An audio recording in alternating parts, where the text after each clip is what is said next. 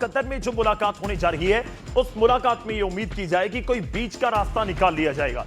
हम इसके ऊपर बात करेंगे, लेकिन उससे पहले कुछ ग्राफिक के जरिए अपने दर्शकों तक पहुंचाने की कोशिश करते हैं। हॉर्मुज कितना बड़ा हथियार है, जो हम ऑलरेडी बात कर रहे थे, मेजर बात कर रहे थे। मेजर गौरव आर्या, बहुत सारी चीजें इस मैप के जरिए भी हम आपको दिखा रहे हैं कि कैसे ये पूरा हॉर्मुज इस समय कंट्रोल करने की कोशिश है जी। क्या बाकी ये पॉसिबिलिटी है कि अकेला ईरान इसको कंट्रोल कर ले? देखिए, कानून तो ये नहीं कहता, ठीक है, लेकिन ये सारी की सारी चीजें इस पे डिपेंड करती हैं कि डोनाल्ड ट्रंप क्या स्टैंड लेते हैं। अभी तक हमें ऐसा कोई सबूत नहीं मिला कि Donald Trump can take a stand. वो आज कुछ कहते हैं, फिर शाम को कुछ कहते हैं, तो लोग कंफ्यूज हो रहे हैं, बीच लड़ाई को छोड़ के चले गए। सीधी बात है, ओमान ने क्या बोला, अगर आप मैप डाल दें एक बार पीछे तो मैं आपको बता दूं कि ओमान का क्या, ये जो पेचीदा बात जो है ना वो ये है कि ये देखिए, यहां से शिप आए, ये यूएई है, ओमान की कोस्टलाइन को हक करते यहां से नीचे आ जाएं, ठीक है, तो और फिर यहां से चले जाएं, जहां गुजरात उनको जाना है, कहीं और किसी और देश जाना है, इंडिया आना है, यहां से चले जाएं। तो ओमान ने बोला कि वी आर गुड, हमें कोई दिक्कत नहीं है, आप ओमानी वाटर से आ जाएं। लेकिन इस पे ईरान का बड़ा एक रिएक्शन आया है जी। ईरान ये कहता है कि यार, अगर ऐसा ओमान अलाउ कर देगा कि आप ओमान की शोरलाइन को हक करते हुए अपने जहाज ले जाएंगे, और फिर तो हमें सब लोग सर्कमवेंट कर देंगे, फिर हमारी टैक्टिकल जरूरत तो है ही नहीं, ऑपरेशनल जरूरत तो है ही नहीं, फिर तो हम इरेलेवेंट हो गए, फिर डोनाल्ड ट्रंप फिर लाएगा।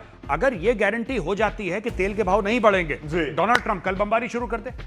भाई, उसका प्रेशर क्या है, बैक होम से ही तो है प्रेशर, बिल्कुल, कि साहब चुनाव होने वाले हैं नवंबर में, और चुनाव में उसको हार का डर इसलिए है क्योंकि चीजों के दाम बढ़ रहे हैं, और चीजों के दाम इसलिए बढ़ रहे हैं क्योंकि स्ट्रेट ऑफ हॉर्मुज बंद है। अगर उसको गारंटी मिल जाए कि ये खुला रहेगा, वो कल बमबारी शुरू कर दे यहाँ पे। आप मुझे एक चीज और भी बताइए, क्योंकि हम 2 कॉरिडोर यहां पर दिखा रहे हैं, लेकिन उससे पहले कुछ और डील के एमओयू के आर्टिकल 5 में क्या है। ईरान का 60 दिनों तक हॉर्मुज में जहाजों की सुरक्षित आवाजाही पर फोकस रहेगा। बेसिकली आर्टिकल 5 का जो हम बात कर रहे हैं मेजर, हम उनकी बात कर रहे हैं बहुत सीधे से, मेरे को लगता है बहुत आम भाषा में अगर बात करें, कुल मिलाकर बात यह है कि 60 दिन आप किसी को रोकेंगे नहीं, जैसे पहले चल रहा था वैसे चलेगा, वो हो नहीं रहा, नहीं होगा जी, नहीं होगा। देखिए, वही तो मैं जब ये साइन कर रहे थे, मैं तब भी ये कह रहा था जी, इन्होंने बोला कि ऐसा हो जाएगा, खुला हो जाएगा। मैंने उस दिन भी इस शो पे बोला था कि यार प्रॉब्लम, देखिए प्रॉब्लम क्या है, आप ईरान से ये बोल रहे हैं कि आप 60 दिन के लिए आप पूरा स्ट्रेट ऑफ हॉर्मुज खोल दो, यानी कि आपका कोई भी उसके ऊपर कंट्रोल नहीं रहेगा। ईरान अफोर्ड नहीं कर सकता जी, ईरान को खत्म कर देंगे लोग, ईरान अफोर्ड नहीं कर सकता। ईरान के मुंह पे खून लग गया भाई। नहीं, दो चीजें देखिए ना अलग अलग, इसको आप क्यों नहीं देख रहे हैं? अगर जंग से पहले वाली स्थिति बन गई, आप जहाज आ रहे हैं, जहाज जा रहे हैं, ईरान कुछ बोल नहीं रहा है, ये हो गया। अब मेरा पॉइंट इसमें यह है कि अगर अगली बार कोई भी हमला होता है या कोई भी कंडीशन ऐसी आती है, तो ईरान दोबारा वो चीजें कर सकता है ना। इसका मतलब यह नहीं है कि अगर आज आपने लोगों को जाने की इजाजत दे दी, तो उसके बाद आप कभी उसके ऊपर दोबारा वैसे कंट्रोल नहीं कर पाएंगे। जंग की जरूरत, आप ये कह रहे हैं कि अगर दोबारा जंग होती है ईरान बंद कर देता है जी। ईरान ने अभी बंद करा, कोई जंग हुई थी? एक टैंकर जा रहा था पीसफुली, ईरान का कहना नहीं मारा, ईरान ने फायरिंग कर दी, कोई जंग नहीं हुई थी ना। अमेरिका ने तो फिर हमला नहीं करा सीज फायर के बाद, हमला कहां से आया? ईरान की ओर से आया। प्रॉब्लम यह है कि आपने अमेरिका को गारंटी दी कि अब लोग जा सकते हैं, इसीलिए बार बार मैं कहता हूं कि 2 धड़े हैं ईरान के अंदर। एक वो धड़ा है जिसकी शक्लें आपको दिखती हैं टेलीविजन पे, जिसमें आपके मसूद पेज़ेश्कियान साहब हो गए, मिस्टर गालिबाफ हो गए, मिस्टर सैयद अब्बास अरगची हो गए, उनके फॉरेन मिनिस्टर, ये सारे एक पब्लिक फेस हैं ईरान के, जो कमिटमेंट करके आए हैं। लेकिन ईरान चलाने वाले जो मुश्तबा खमेनेई हैं, उनकी जो टीम है IRGC की, वो डिसएग्री करती है, और ये डिसएग्रीमेंट सामने आ चुकी है। तो जो प्रॉमिस कर रहे हैं वो डिलीवर नहीं हो पा रही है, क्योंकि इन्हीं लोगों ने तो साइन करा था भाई। आप बताइए, मसूद पेज़ेश्कियान साहब ने साइन करा था और मिस्टर डोनाल्ड ट्रंप ने साइन करा था अग्रीमेंट, इलेक्ट्रॉनिकली करा था, लेकिन किया था। और उसमें यह था, आर्टिकल 5 पे भी तो साइन करा था उन लोगों ने, तभी तो हम आर्टिकल 5 को कोट कर रहे हैं। बिल्कुल। और आर्टिकल 5 ये कहता है कि 60 दिनों तक आवाजाही पे, उसके बाद डिसाइड करेंगे, 60 दिनों तक कुछ नहीं होगा। नहीं, देखिए फिर ईरान तो पलटा ना अपनी बात से, ईरान अपनी बात से। एक मैं मैप की जिक्र कर रहा हूं, आप थोड़ा सा अगर हम गूगल मैप के जरिए भी दिखा पाए अपने दर्शकों को, जो आप जिक्र कर रहे थे, मैं एक और चीज आपसे यहां जाननी चाहूंगा।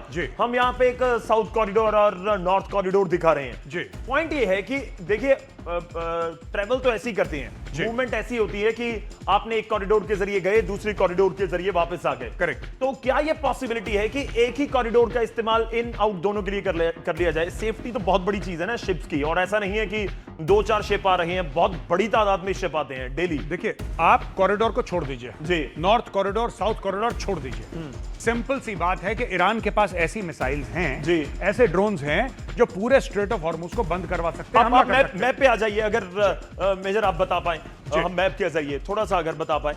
जी, इसको थोड़ा सा बड़ा कर देते हैं हम लोग। जी जी बिल्कुल। अब देखिए साहब, हम इसको कह रहे हैं साउथ कॉरिडोर, इसको कह रहे हैं नॉर्थ कॉरिडोर। जी ठीक है जी। जी आपने बताया, इसको आपने बताया साहब नॉर्थ कॉरिडोर, जी इसको आपने बताया साहब साउथ कॉरिडोर। ठीक है। ठीक है। अब बात यह है कि आप कह रहे हैं कि शिप्स को आने दिया जाए, जाने दी जाए, किसी भी कॉरिडोर से एक तय कर लीजिए। That is not the point. Point वो है ही नहीं ईरान का कि आप उसको अलाउ कर रहे हैं कि नहीं कर जी। रहे। ईरान कहता है कि इस पूरे इलाके में यहां से लेकर यहां तक ईरान का वर्चस्व होना चाहिए। भाड़ में गया ओमान, भाड़ में गई इंटरनेशनल संधियां और ट्रीटी। ईरान का ये इलाका है, ईरान की। और अभी भी ईरान जो कह रहा है कि कोऑर्डिनेट किसके साथ करना है, जी। Not the government of Iran, they are saying IRGC के साथ कोऑर्डिनेट करो। जी। ये जो मिसाइलें हमारी हैं, जो फायर करा था 3 दिन पहले शिप्स के ऊपर, आईआरजीसी ने करा था। मैं आपकी बात को जो समझ रहा हूं, हमारे पास मैप यहां भी आ गया, जो गूगल मैप हम दिखाने की कोशिश कर रहे हैं। जी। मैं आपसे ये समझना चाह रहा हूं कि एक तो बड़ी बेसिक सी बात है ना, कोई बच्चा भी देख रहा होगा, वो भी ये समझ रहा होगा कि अब बिल्कुल दुबई की साइड आ जाइए, ओमान की साइड आ जाइए, यहां पर ईरान का कैसे कंट्रोल हो सकता है? देखिए, बच्चे मन के साफ होते हैं। जी। बच्चे मन के साफ होते हैं, बड़े मन के साफ नहीं होते हैं। नहीं होते हैं। ओमान ये कह रहा है कि आप यहां से आओ जी। और आप यहां से चले जाओ और यहां से निकल जाओ। ठीक है। ये कह रहा है कि अगर ऐसा हमने होने दिया तो फिर हमें कौन पूछेगा। हाँ, कि आपका जो ऊपर वाला कॉरिडोर है वो खत्म ही हो गया। खत्म हो गया जी। यहां से आप आओ, आराम से जाओ, आराम से, कौन रोक रहा है आपको। बिल्कुल। तो अब जब अभी देखिए ना, आप कुछ भी कर लीजिए, जी। ईरान इस चीज को अफोर्ड नहीं कर सकता है। आपको बीच का रास्ता भी कोई नजर नहीं आता। देखिए, आप बात कर रहे हैं सच और झूठ की, जी। आप बात कर रहे हैं सच और झूठ की, बिल्कुल। मैं बात कर रहा हूं जियोपॉलिटिक्स की। ठीक है, ये दोनों, फर्क। दोनों में अंतर है। जी। दोनों में बहुत अंतर है। चलिए मैं अगले एजेंडे की तरफ बढ़ना चाहता हूं, लेकिन उससे पहले आपको बीच का रास्ता कोई नजर नहीं आता? मुझे नहीं लगता कोई बीच का रास्ता है। बीच का रास्ता टोल वाला हो सकता है। बीच का रास्ता वही है कि आप देखिए, टोल ईरान को इसलिए नहीं चाहिए क्योंकि ईरान को पैसे मिलेंगे, जी। वो पार्ट 2 है।